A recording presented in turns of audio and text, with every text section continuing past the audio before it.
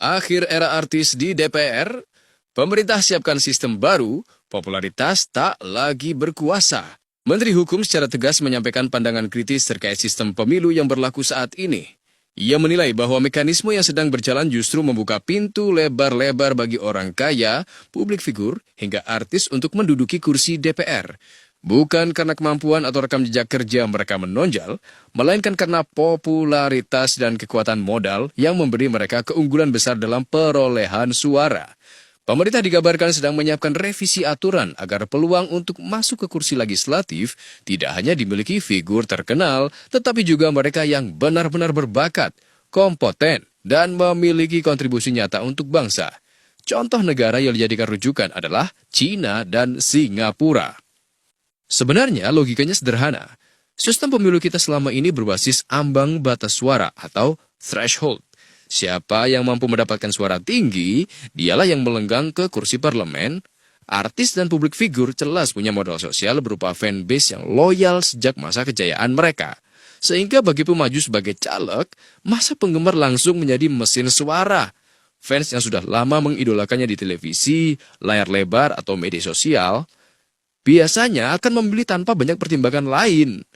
Akibatnya orang yang sebenarnya tidak memahami kerjaan legislatif sekalipun bisa lolos asalkan populer. Ini berbeda jauh dengan sistem di China dan Singapura yang berbasis meritokrasi, yaitu penilaian menurut kemampuan, pengalaman, dan kinerja. Sejak awal kepercayaan negara-negara tersebut dapat dihitung zero case terhadap pejabat yang berasal dari kalangan artis. Bukan karena menutup peluang untuk siapapun, tetapi karena jalur politiknya tidak bisa ditempuh hanya bermodal popularitas. Ada jenjang yang harus dilewati. Pendidikan, pengalaman di pemerintahan, birokrasi, dan rekam jejak keberhasilan menjadi hal yang wajib tertanam sebelum seseorang dapat menduduki jabatan publik. Teknokrasi dan profesionalisme dijadikan fondasi, bukan sensasi atau ketenaran.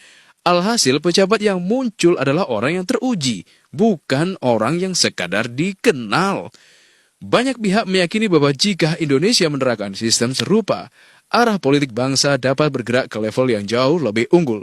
Jika yang duduk di DPR adalah orang-orang yang benar-benar memahami pemerintahan, perundang-undangan, dan pembangunan nasional, maka keputusan politik akan lebih berkualitas dan berdampak nyata bagi rakyat.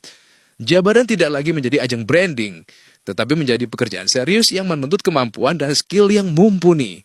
Sejak awal pemerintahannya, Presiden Prabowo Subianto sebenarnya telah menegaskan komitmen menuju reformasi politik yang berbasis kompetensi. Ia menilai bahwa Indonesia tidak boleh lagi membiarkan fungsi legislatif diisi oleh figur yang hanya mengandalkan ketenaran tanpa kapabilitas.